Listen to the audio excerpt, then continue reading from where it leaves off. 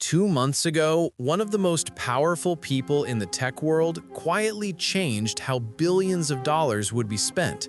The reaction was instant. Headlines were brutal. Critics were furious. And for once, it wasn't about social media or privacy. It was about charity. Specifically, what happens when the ultra-rich decide that instead of fixing today's problems, they'd rather fund a future where humans might live forever. That sounds exciting. It also raises a very uncomfortable question.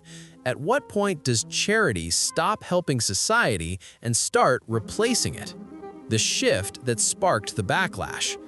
Mark Zuckerberg and Priscilla Chan originally promised to give away 99% of their Facebook shares over their lifetime. For years, that money supported education, criminal justice reform, and public health programs. Then came the pivot. Their foundation announced it would go all in on AI-powered biology. Less focus on social issues, more focus on advanced science, aging research, and long-term human health. Now, people are allowed to fund whatever they believe in. That's not the issue. The issue is that this new direction has limited immediate benefit for everyday Americans, while still providing massive tax advantages. And worse, it exposed a system where public priorities can disappear overnight based on the preferences of a few individuals. One school, funded almost entirely by their initiative, shut down with little warning. 400 underprivileged students were displaced. The official reason was lack of funding. The irony speaks for itself. Charity is growing, but it's changing fast. Let's zoom out. Charitable giving in the United States hit nearly $600 billion in 2024. That's a record. On the surface, that sounds like great news. More giving usually means more support for causes the government overlooks, stronger civic engagement, and financial stability among donors. But here's the catch. Who is actually doing the giving has changed dramatically.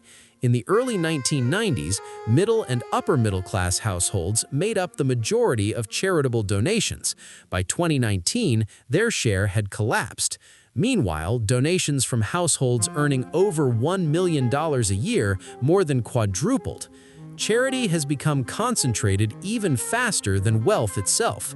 And when charities depend on a tiny group of donors, those donors effectively decide which problems matter and which ones don't. When public goods become private decisions. Here's the real danger. Many of these projects are indirectly funded by taxpayers, not through government budgets, but through lost tax revenue.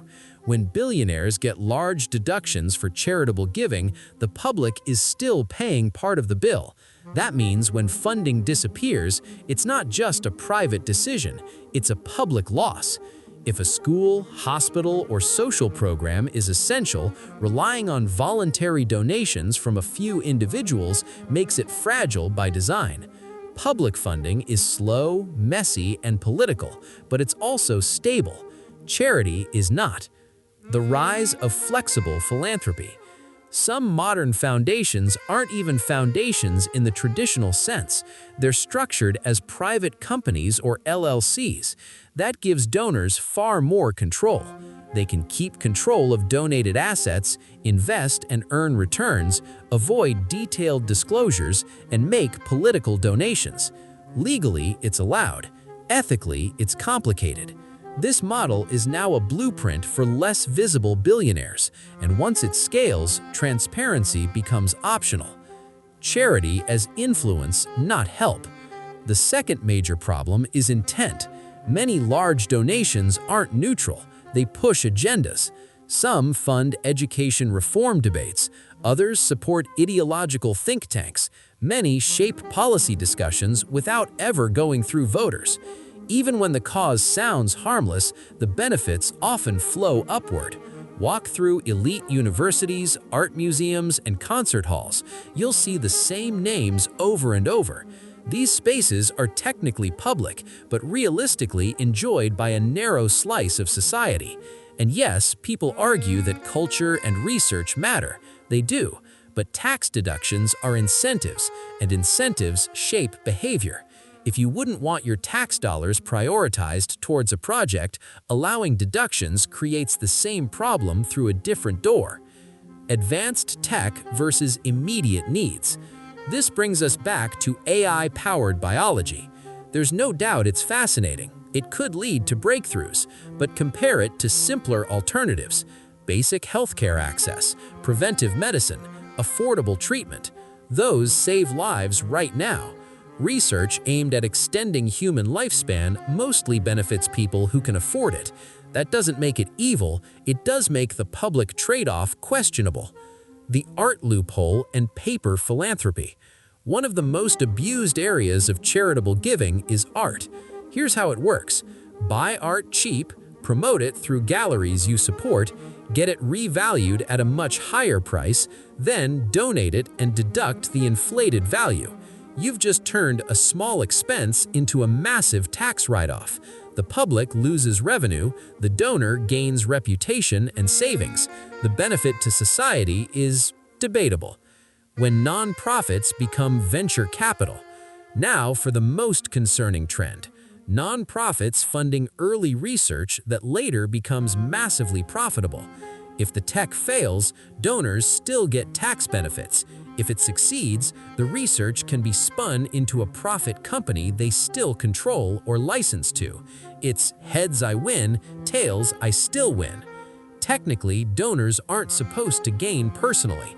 Practically, there are plenty of workarounds. This model is already being used to avoid antitrust scrutiny through talent hiring and IP licensing instead of acquisitions. Regulators are aware. Enforcement is another story.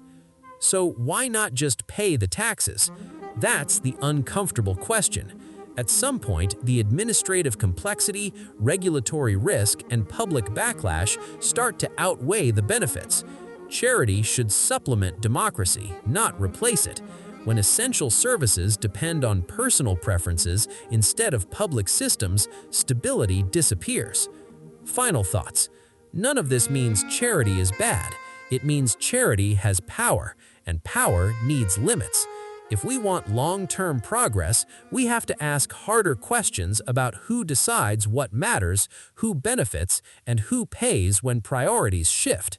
If you want more breakdowns like this on how money, power, and incentives really work in the US economy, hit like, subscribe, and stay curious, because understanding money is the first step to understanding who actually runs things.